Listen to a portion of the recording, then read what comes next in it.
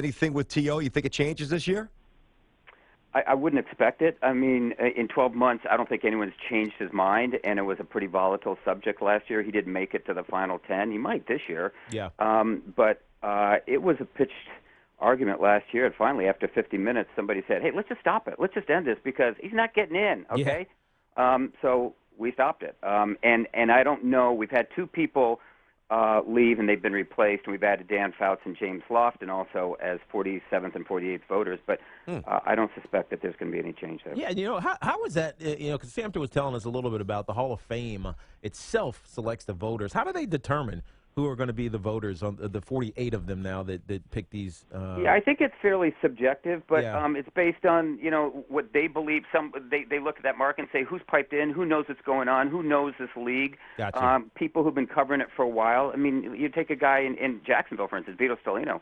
I broke into business covering the Colts in Baltimore with Vito Stellino. He'd been covering the Steelers. He's been doing this for pretty close to 45 or 50 years. So he knows all those people, that he's on there. And you get people like that. Now, certainly not everyone in that room is that age. You got a lot of younger people, but people they believe have a grasp of who's doing well, how they're doing. They can study the sport. They know what they're looking at, and they've got a history and they've got a background. Clark, this just popped into my head, and we'll get to some other specific names. Who knows if this even comes to fruition, although I think it probably will based on what we anticipate. Let's assume the Chargers go to L.A. All right, that's a very fair assumption. Right. And let's assume that the room eventually down the road is split on whether or not Phillip Rivers is a Hall of Fame quarterback. Who would actually represent him? Because the people who saw the meat of his career in San Diego, they no longer have a team.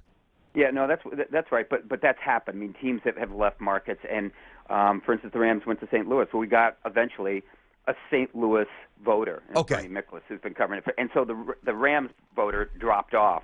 But then I'm not sure who it was at that time, but John Zarneski, who works for Fox Sports, is in the room as an at-large guy. Sometimes you have at-large people, and let's be honest. I mean, I cover the Chargers. I know Phillip Rivers well. Many of those people in that room are NFL league reporters. They're not necessarily beat guys because they're at-large people. So you have the 32 representing those 32 teams.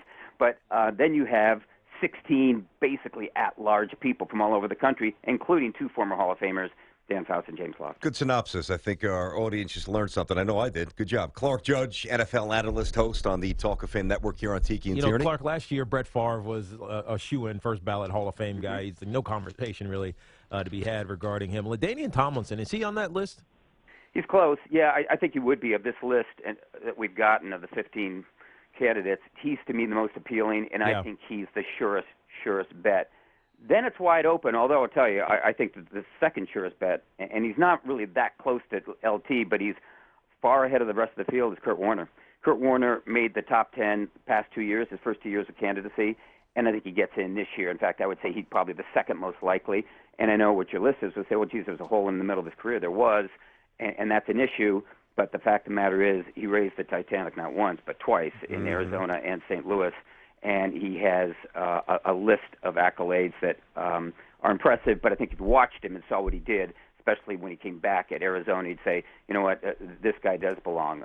So I think Kurt Warner is probably the second most likely. I'm going to tell you guys, this year it's wide open. If you guys want to get T.O. in, this should be your year because it's after two. To me, it's wide open. I think Jacoby's probably the next most likely guy, Joe Jacoby. And I say this, even though a year ago it was his first shot as a finalist. After 18 years, it's the first time he got in that room as a finalist. You say he's got no chance.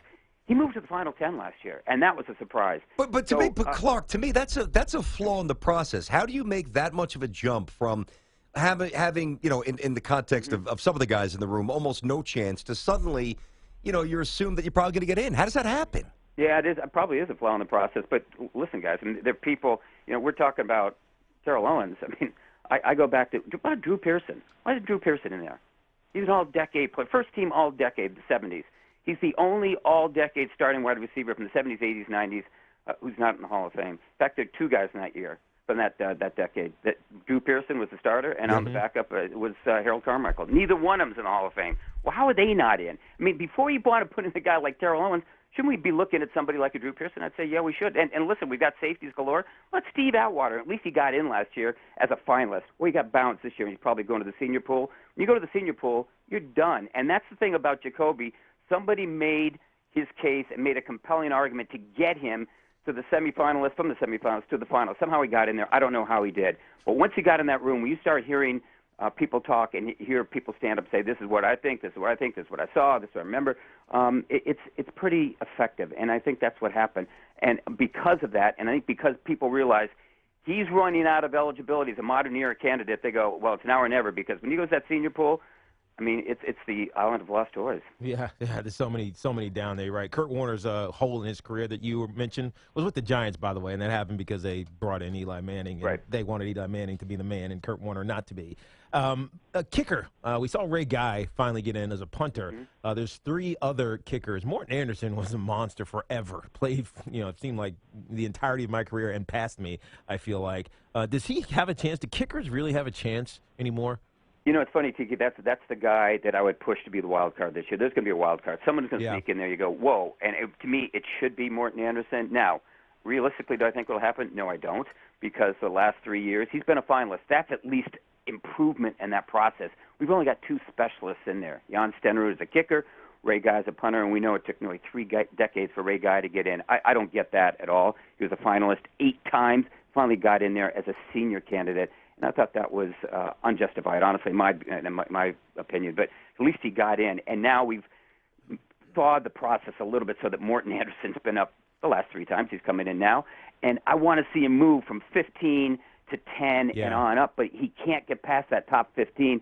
I hope this is the year, because he's the all-time leading scorer. And I would ask you guys, tell me another major pro sports Hall of Fame that doesn't have its all-time leading scorer in it. Yeah, you can't. Good point. It's a great point. And point. The problem here, I would just make one other point. The problem here is what people say was, he kicked indoors most of his career. His kicking percentage isn't that great. Listen, I don't really want to hear about those numbers, because I can tell you, listen, I'm old enough to have seen Johnny Unitas when I was a kid. He's the best quarterback I'd ever seen. He ranks 81st in passer rating. So then you can say, you're not going to put him in, but Chad Pennington ranks 14th. Yeah, we'll put him in. No, it's more than numbers. It's what you remember. And this guy had a strong leg, and he changed that position. He gave coaches the confidence to use kickers from 50 on out. And I loved watching Morton Anderson. As I said, if you remember, and I think you would, Tiki, late in his career, when you think 48, his best year ever. Yeah, I know. He kicked forever. And so I think this, again, as I said, this is his opportunity. I don't know if the room understands it, because there are people in there who are dead set against specialists. I can't change that. But hopefully we have enough people, Marshall support, to get him at least into that final 10, but maybe sneak him in as the 5th guy. Sounds like I might get a little feisty in there, Yeah, Clark. I You like better do some push-ups, man. Especially with Paul Tagliabue on the list and Terrell Owens this year. It's going to be a long process.